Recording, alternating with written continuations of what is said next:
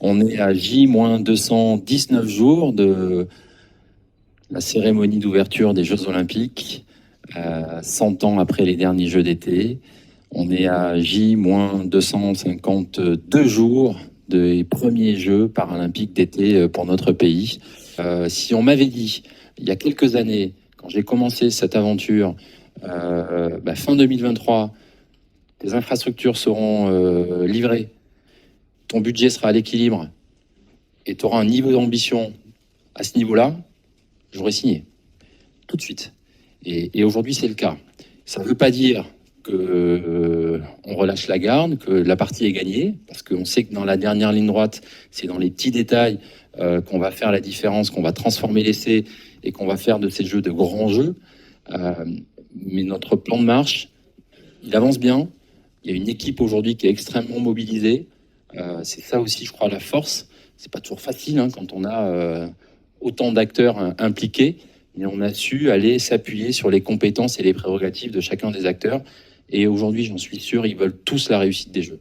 Il n'y a pas de doute là-dessus. On a cette responsabilité d'être le plus audacieux possible pour montrer, encore une fois, tout le potentiel de ce pays qui a des ressources absolument incroyables.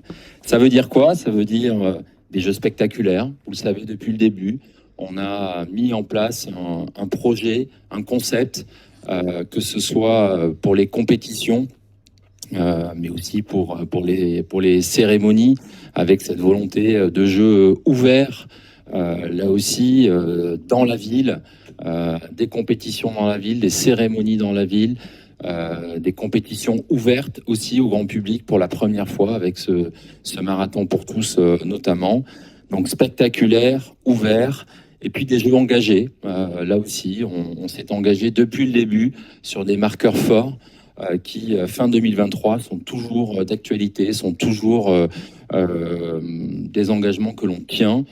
Les premiers Jeux paritaires, les premiers Jeux olympiques paritaires, des Jeux qui s'engagent à réduire de moitié les émissions carbone par rapport aux éditions passées, ou des Jeux, et notamment avec la première édition des Jeux paralympiques d'été en France, qui s'engagent pour plus d'inclusion et pour changer le regard sur le handicap, avec ici un visuel de cette dernière journée paralympique, une journée qu'on a initiée aussi dans la dynamique des Jeux de Paris 2024. Donc l'ambition, elle n'a pas dévié, elle est toujours la même en fin d'année 2023.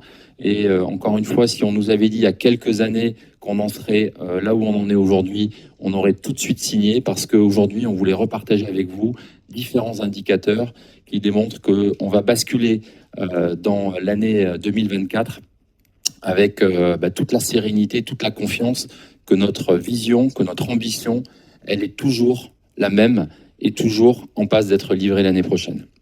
Si je rentre un petit peu dans le détail maintenant, peut-être d'abord, premier indicateur quand même très positif, très rassurant autour des infrastructures. On l'a vu dans le passé, c'est toujours un élément qui n'est pas simple à gérer pour un comité d'organisation, pour un pays qui organise les Jeux.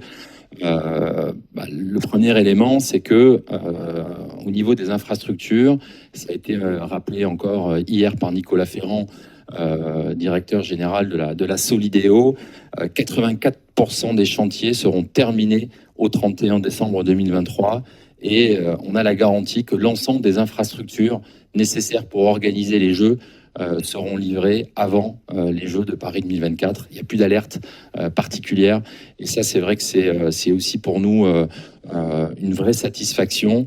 On a quelques visuels ici d'exemples. La photo du haut à droite, c'est l'Arena La Chapelle, où on a l'impression qu'elle est quasiment déjà terminée. En bas, vous avez le stade Yves du Manoir, où les clés ont déjà été remises au CD 92. Donc les travaux, eux, sont terminés. Donc on a des infrastructures qui respectent le calendrier, et en tous les cas qui seront parfaitement dans les temps pour l'organisation des Jeux. Côté Paris 2024, nous aussi, on va prendre la suite, la relève après la Solidéo pour mettre en place toutes les structures temporaires dont on aura besoin pour l'organisation des Jeux, avec des phases de montage pour les enceintes sportives qui vont commencer à partir du mois de mars. Donc, premier indicateur très rassurant, les infrastructures. Je pense quand même que c'est important de saluer, féliciter, remercier la Solidéo, les acteurs publics, les entreprises, les compagnons qui ont travaillé. Il y a près de 30 000 personnes qui ont travaillé sur ces chantiers, avec là aussi Bernard Thibault le soulignait récemment, 4 fois moins d'accidents en comparaison à ce qui a pu se passer sur les éditions précédentes et ce qui se passe en général dans le bâtiment. Donc vraiment un travail remarquable d'un point de vue infrastructure. La France est au rendez-vous sur ce premier point. Deuxièmement, pour faire les Jeux, il faut des ressources. C'est effectivement un défi important. Là aussi, depuis le début, on est sur un modèle qui est fort. 100% du coût de l'organisation des Jeux Olympiques est financé par de l'argent privé. Et quand on fait l'addition des Jeux Olympiques et du coût des Jeux Paralympiques, on est à plus de 96% financé par de l'argent privé. Et ça, c'est quelque chose qui n'a pas changé. Notre modèle, notre budget, il a su évoluer au cours des dernières années. Mais ce mix d'équilibrer notre budget et d'avoir un financement à plus de 95%, aujourd'hui à plus de 96% par de l'argent privé, est toujours le cas. Et notamment grâce à un programme de partenariat qui a rencontré un franc succès. On a, au moment où on se parle, déjà sécurisé 1,2 milliard d'euros de revenus en partenariat, en sponsoring. C'est un objectif absolument sans précédent, qu'on avait même réévalué, souvenez-vous, lors d'une révision budgétaire il y a 1 an. Nous avions encore à l'époque un budget qui reposait sur 1,88 milliard de revenus en sponsoring, qu'on a remonté il y a un petit peu plus d'1 an pour équilibrer notre budget. Et aujourd'hui, on est effectivement à 97% de notre objectif qui est déjà sécurisé. Donc l'année 2023 a été une année importante. 36 nouveaux partenaires nous ont rejoints. Et moi, je voudrais vraiment remercier les 58 entreprises qui aujourd'hui sont partenaires de Paris 2024, qui s'engagent dans la réussite de ces Jeux en apportant des solutions. Il y a différentes tailles d'entreprises qui apportent, encore une fois, des solutions du financement pour porter l'ambition et organiser les Jeux avec un modèle économique qui repose, encore une fois, quasiment exclusivement sur de l'argent privé et grâce au concours très important des partenaires qui comptent pour 1/3 du modèle économique de l'organisation des Jeux. Deuxième élément important, c'était aussi un élément qu'on a vraiment lancé en 2023, cette billetterie olympique qui a été lancée, initiée, avec là aussi un engouement assez inattendu. Selon les experts du CIO, c'est sans précédent que des billets aient été vendus aussi vite, aussi nombreux et aussi en amont de l'événement. 7,6 millions de billets vendus sur la partie olympique, avec un engouement très fort. On l'a revu encore récemment, quand on a remis 400 000 billets à la vente fin novembre, le 30 novembre, ils ont été tout de suite écoulés en quelques heures. Donc toujours vraiment une envie de ces Jeux et un engouement très fort sur les Jeux Olympiques, et une vraie satisfaction du coup, parce que ça c'est le deuxième tiers sur lequel on s'appuie pour équilibrer le budget du comité d'organisation. Le troisième tiers étant apporté, et il est aussi lui complètement sécurisé, il est apporté par le CIO via les droits télé et les partenaires internationaux du CIO. Un mot sur la billetterie paralympique. On s'était engagé à vous faire un premier bilan à cette fin d'année 2023. Donc au moment où on se parle, on a dépassé les 830 000 billets vendus pour les Jeux paralympiques. Donc vous le savez, on a ouvert cette billetterie très récemment, mais c'est déjà voilà, une première base solide sur laquelle on peut s'appuyer, qui va accompagner maintenant le cycle de vente de la billetterie paralympique jusqu'aux Jeux paralympiques. On sait par expérience sur les derniers Jeux que traditionnellement, il y a à peu près 40% des billets qui sont vendus, des billets paralympiques qui sont vendus après le début des Jeux olympiques. Donc c'est forcément une période qui est beaucoup plus tardive dans la vente de ces billets. Mais voilà un premier indicateur quand même intéressant. Un mot sur la sécurité. Au moment où on se parle, on a d'ores et déjà couvert contractuellement 70% de nos besoins. Ça aussi, c'est un moment très important pour nous parce que, vous savez, c'est un enjeu sur lequel on travaille depuis plusieurs années maintenant, avec l'État, bien évidemment, mais avec l'ensemble des acteurs.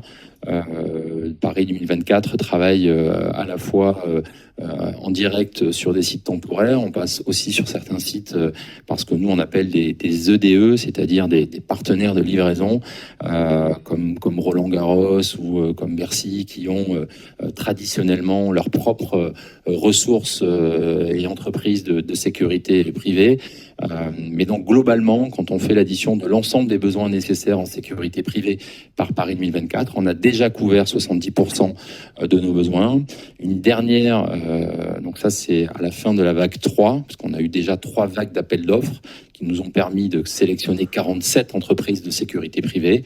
Il y a une dernière vague d'appels d'offres qui a été lancée d'ores et déjà, dont on attend les attributions d'ici le premier trimestre 2024 pour aller couvrir les 30% de lots qui n'ont pas encore été attribués. Mais donc là aussi, un énorme effort a été entrepris depuis maintenant plus de 2 ans pour sourcer ces entreprises de sécurité privées, donner de la transparence sur nos besoins, jour par jour, site par site de compétition. On sait très précisément, et avec l'État, on s'assure d'un dispositif absolument sans précédent, parce que, bien évidemment, il y a aussi toutes les forces de l'ordre de l'État qui vont être déployées, un dispositif absolument inédit. On parle de 45 000 forces de l'ordre qui vont être déployées. Donc c'est vraiment un dispositif sans précédent. Un mot sur les transports. Là aussi, on sait tous un paramètre important dans la réussite des Jeux. Concernant le transport des accrédités, voilà, qui incombe vraiment directement à l'organisateur, au comité d'organisation, ben, on a nous sécurisé 100% des véhicules dont on a besoin. Donc là-dessus aussi, voilà, beaucoup de sérénité apportée déjà pour tous les participants aux Jeux. Et puis, côté transport public, pour les spectateurs, voilà aussi, il y a quand même une mobilisation des acteurs qui est indéniable, avec des renforcements, des offres, un petit peu comme pour la sécurité. Ça fait 2 ans maintenant qu'on a des cartes de sites de jour par jour, session par session.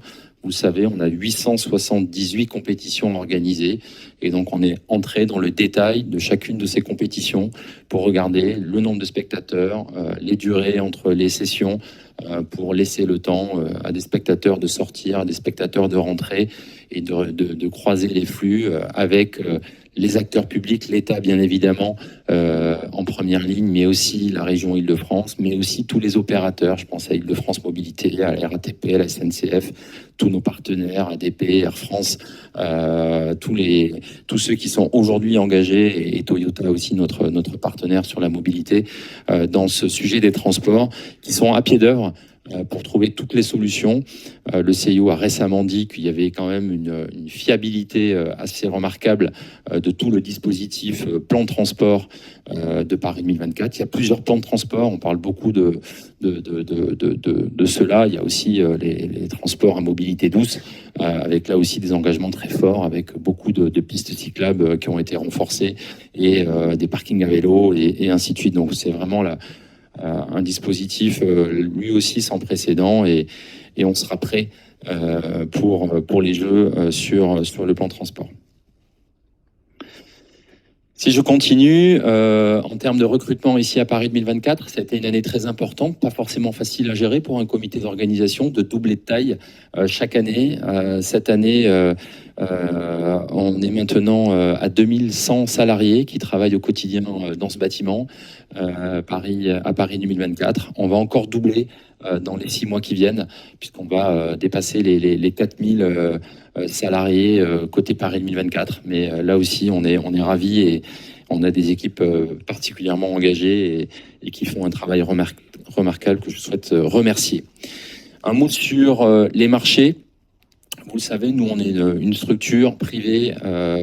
On a un budget et ensuite on s'appuie sur des prestations au-delà du travail des équipes de Paris 2024. Côté comité d'organisation, c'est 2,3 milliards d'euros de marchés qui ont déjà été attribués. C'est, je crois, autour de 85% de nos marchés qui sont donc déjà attribués, ce qui nous permet aussi d'avoir une visibilité maintenant très précise du coût de l'organisation des Jeux, parce qu'on a des prestataires, on a des fournisseurs, on a des tarifs de ces prestations. On parle de 2200 entreprises, fournisseurs, donc 80% d'entre elles sont françaises, et 3/4 des TPE, PME. Donc là aussi, un énorme travail depuis le début de cette aventure pour cartographier l'ensemble de nos marchés, sourcer sur des plateformes, Entreprises 2024, ESS 2024, toutes les entreprises éligibles à ces marchés dans les secteurs d'activité. Et donc voilà, on est ravis là aussi de tout le travail qui a été mené et qui permet d'engager tout un écosystème économique aussi très très large. Encore une fois, plus de 2200 structures économiques sont engagées avec nous pour livrer les Jeux. Pour terminer, vous peut-être partager aussi pour se projeter un peu sur 2024. Dans quelques jours, on entre encore une fois dans cette dernière ligne droite, une année absolument excitante. Ça fait tellement longtemps qu'on attend ça qu'on a vraiment hâte de basculer en 2024. Elle va bien commencer cette année avec une première présentation des premiers porteurs de la flamme. Alors d'abord le 10 janvier autour des relais collectifs organisés par les fédérations et par les différents acteurs pour célébrer notre société, mais aussi le 15 janvier avec les porteurs de la flamme individuelle, voilà, des premières annonces tout début janvier. Je vais aller assez vite. Ensuite, mi-janvier, le 16 janvier, on découvrira ensemble les tenues que porteront les athlètes français lors de ces Jeux de Paris 2024. Un travail remarquable a été fait par le Coq Sportif et vous sera présenté le 16 janvier. Le 31 janvier, là aussi, une étape importante. On a déjà attribué la moitié des dossards du marathon pour tous, ces précieux sésames que tout le monde souhaite. On a reçu près de 400 000 demandes de dossards. Donc là aussi, c'est pas facile de satisfaire toutes ces demandes. Mais donc le 31 janvier, on va de nouveau avancer d'un cran avec ce tirage au sort et l'attribution de 2000 nouveaux dossards pour ce marathon ouvert au grand public. En février, un moment très important, très attendu, le dévoilement des médailles qui ont été designées, conçues par Chaumet, notre partenaire. Vous le verrez, elles sont magnifiques, elles sont absolument incroyables et on sera ravis de vous les présenter au mois de février. Et puis donc, j'en ai déjà parlé, début des compétitions tests, des épreuves tests, des opérations de tests à partir de février avec la Boccia. Une date importante aussi qui est symbolique, c'est la remise des clés du village olympique et paralympique. Paris 2024 va prendre officiellement possession de cet endroit, va louer officiellement cet endroit pendant plusieurs mois à partir du 1er mars. Donc là aussi, voilà, c'est une étape importante pour le comité d'organisation pour ensuite, en quelques semaines, vraiment mettre en place tout le mobilier nécessaire pour accueillir les athlètes dans les meilleures conditions. En mars, dévoilement des affiches commerciales. Donc là aussi, ça va être un plaisir de partager ça avec vous.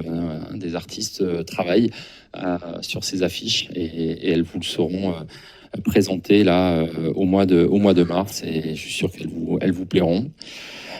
14 mars, c'est un temps important où on va réunir l'ensemble de notre écosystème pluriel, hein, puisque vous le savez, on a plus de 4400 entités terres de jeu 2024 aujourd'hui, qui depuis maintenant plusieurs années, depuis 2019, s'engagent aux côtés de Paris 2024 pour renforcer la place du sport, pour faire en sorte que la dynamique des jeux puisse accélérer la place du sport dans la société.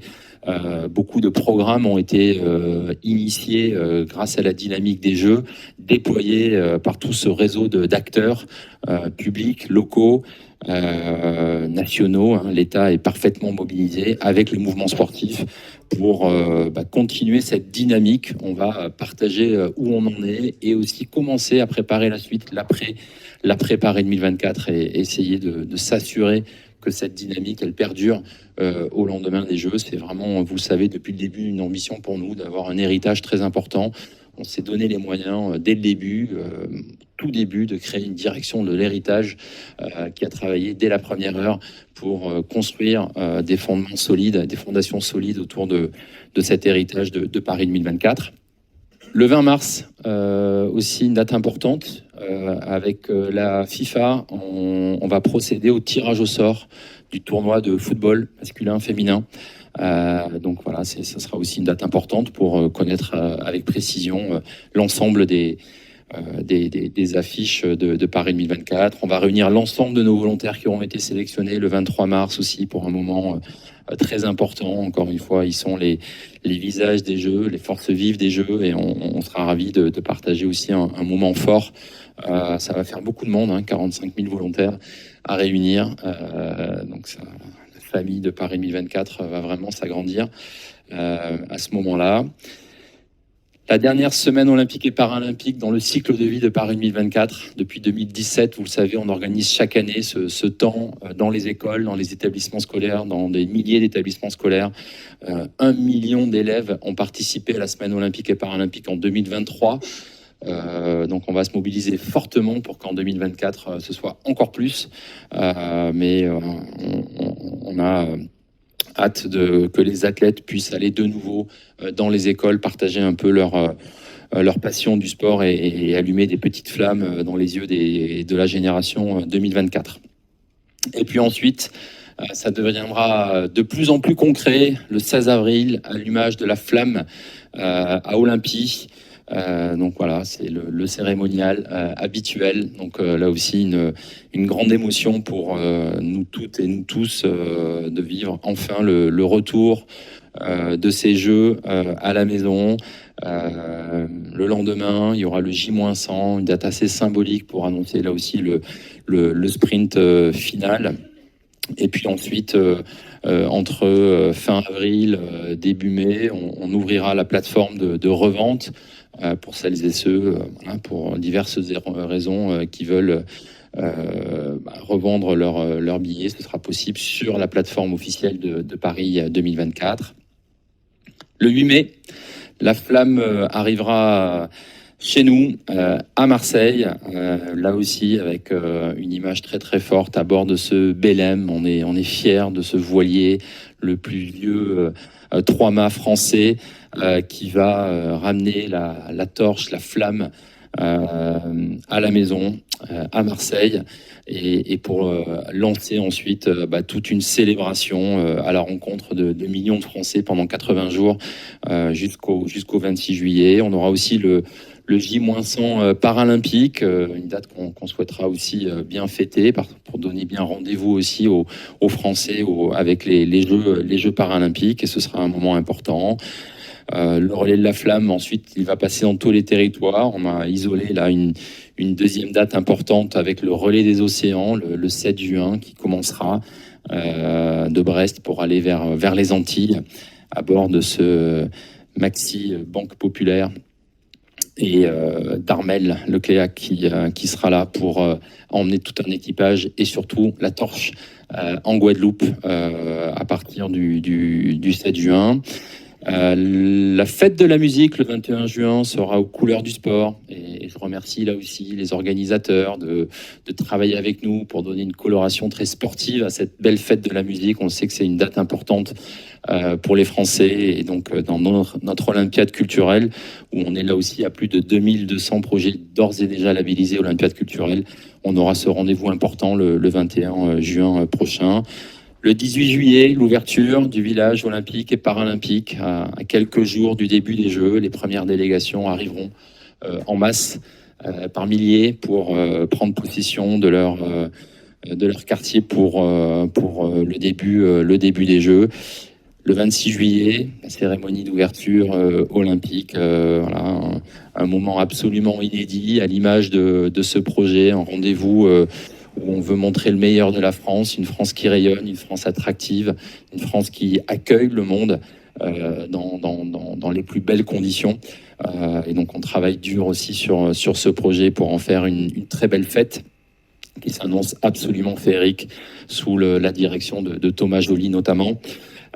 L'ouverture du Champions Park, un lieu de célébration qui sera utilisé pour la cérémonie d'ouverture, qui va être un petit peu réaménagé très rapidement pour que le 29 juillet, on puisse ouvrir cette fan zone, le site de célébration du Champions Park, et accueillir chaque soir les athlètes médaillés des jours précédents pour les célébrer de la plus belle des manières, avec un accès gratuit pour tous ces fans qui pourront de nouveau voir de très près les légendes qu'on espère nombreuses à l'occasion de ces Jeux. Le 10 août, on en a parlé, le marathon pour tous, une date importante pour nous, on y croit dans ce projet, ça va être aussi un moment très important pour terminer les Jeux Olympiques dans cette nuit entre le 10 et le 11 août, de vivre ce marathon ouvert au grand public qui s'annonce lui aussi absolument incroyable, avec un parcours très spectaculaire. Et ensuite, on continuera avec l'arrivée de la flamme paralympique à Calais le 25 août. Donc ça aussi, c'est une date importante pour, en quelques jours, rallumer la flamme et annoncer de grands Jeux paralympiques, les premiers pour notre pays. Donc ça s'annonce ça aussi absolument inédit. Et puis la cérémonie d'ouverture paralympique sur les Champs-Élysées, place de la Concorde, le 28 août, bien évidemment, une date à bien inscrire dans vos agendas. Et puis la dernière, le 8 septembre 2024, cérémonie de clôture des Jeux paralympiques. La fin de cette aventure absolument incroyable. Très concrètement, Tony et Étienne aussi d'ailleurs, à quelle date, à votre avis, vous serez réellement serein? Est-ce dès aujourd'hui? Est-ce le 8 septembre? Est-ce le 26 juillet? Est-ce quand vous aurez les clés du village? Alors, comptez sur nous pour ne rien lâcher avant la ligne d'arrivée. J'ai été sportif et trop souvent je me suis relevé un petit peu avant la ligne d'arrivée. Et ça m'est arrivé de toucher la dernière porte. C'était la plus facile du parcours, et de l'avoir touché, d'avoir perdu la compétition. Donc, même si tout se passe bien jusqu'au 8 septembre, on va attendre que la cérémonie de clôture soit terminée pour baisser la garde. Et jusqu'au bout, on lâchera rien. Toutes les décisions, elles ont été prises, et que ce soit sur les transports, sur la sécurité, sur le budget. Aujourd'hui, les acteurs, ils avancent. Et on a des décisions fortes qui sont prises et qui permettent à ce projet d'être dans d'aussi bonnes conditions à fin 2023.